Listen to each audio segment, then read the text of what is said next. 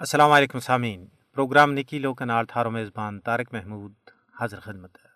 امید ہے کہ تم سارا باسط و سلامت ہوئیں گا۔ اللہ تبارک و تعالیٰ سالانہ صحت اور سلامتی کے نال رکھا ہے اور اپنا مشن پر ثابت قدم رکھا ہے۔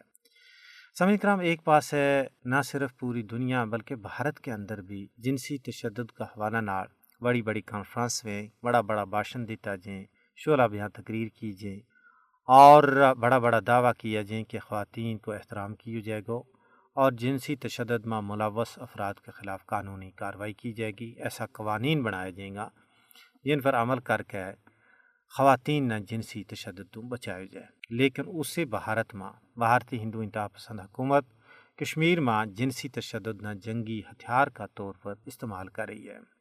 بھارت کشمیری آزادی پسند عوام نہ روحانی سزا دین اور تذلیل و تحقیر کرنے واسطے عصمت دری نہ فوجی حربہ کا طور پر استعمال کر رہی ہے۔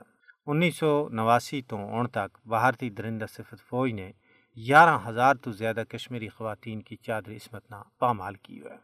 خواتین نہ بھارتی فوجیوں کی طرفوں اکثر نشانوں بنائے جا رہے ہیں تاکہ کشمیریاں نہ ڈرا دھمکا کے جابرانہ قبضہ کے خلاف آواز چان تو روکیو جا سکے۔ کشمیری خواتین بھارتی فوجیوں کے ہاتھوں جنسی تشدد کے باعث صدمہ کی نہ ختم ہونے والی مصیبت کو سامنا کر رہی ہیں۔ مقبوضہ کشمیر میں عالمی انسانی حقوق کی تنظیموں نے بھارتی درندہ صفت فوجیوں کے ہاتھوں اجتماعی عصمت دری کا کئی سارا واقعات نہ دستاویزی شکل دیتی ہے۔ انہاں کا مکروہ کرتوتوں کو پردو فاش کیو، جنہاں میں سانے کنن پوشپورا جت سیتا کا پجاریہ نے 100 کے قریب عزت مایا بیڑا کی اجتماعی عصمت ریزی کی۔ سانے شپیاں جد آسیہ اور نیلوفر نہ عزت ریزی تو بعد قتل کر کے بنی آرا ناڑا میں پھینک دی تو گیو، لیکن اس کے باوجود بھارتی مکار حکومت نے کسی ایک مجرم اور کسی ایک درندہ فوجی نہ بھی قرار واقعی سزا نہیں دیتی۔ وہ پورا بھارت میں دندناتا پھر رہے، بلکہ کئی فوجیاں نہ ان مکروہ کرتوتوں پر انعام و اکرام تو نوازی گیو۔